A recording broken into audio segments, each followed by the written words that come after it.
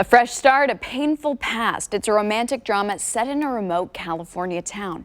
Film critic Lonita Cook talked with two of the stars of Virgin River about the new season that just dropped on Netflix. One of the things that I love is how Virgin River strikes this perfect balance between wholesome and spicy. I'm going to start with you, Alex. How do you guys toe that line? You know, I think after becoming a mother, I had to just sort of like put away all the horror shows that I used to love and the horror movies because it definitely turned a dial for me. So I love being able to work on something that is a family friendly show. I mean, it's, TV 14. So obviously there is, some sexual content. But it does have an edginess to it. And so I really like the balance. I think it works well and it's perfect for the show. And Martin, another thing that I really love is how the show is relationship driven. And that is like what anchors it for me. What's the show's philosophy on using relationships to build that energy, that tension, and drive the series forward?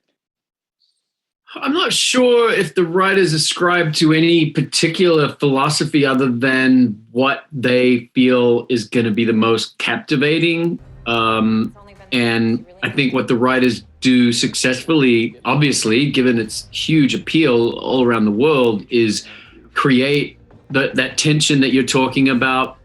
I think, Alex and I strive to ground the characters in a way that makes them believable so that people really get affected by what's going on.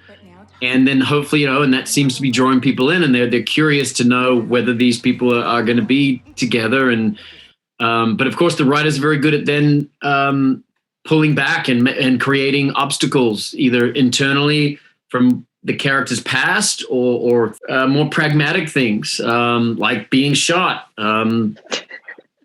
I think their philosophy really is just walking that fine line between making it warm and fuzzy, but also creating enough tension and drama and edge that it doesn't become too sappy. So for the two of you being able to experience those things and bring those things to life, what do you center yourselves in to be able to do it justice?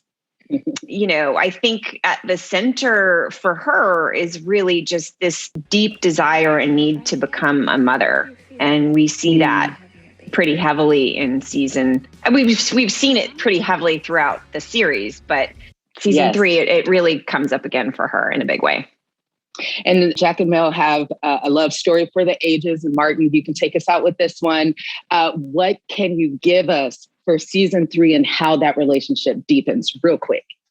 Well, I think the relationship deepens, but it also starts to show cracks because of, different wants and needs and trying to navigate that like any relationship, right? And what is the compromise there? Because some people want different things. And I think what the audience is going to enjoy is their love deepening, but the mountains they have to climb to overcome the issues become steeper.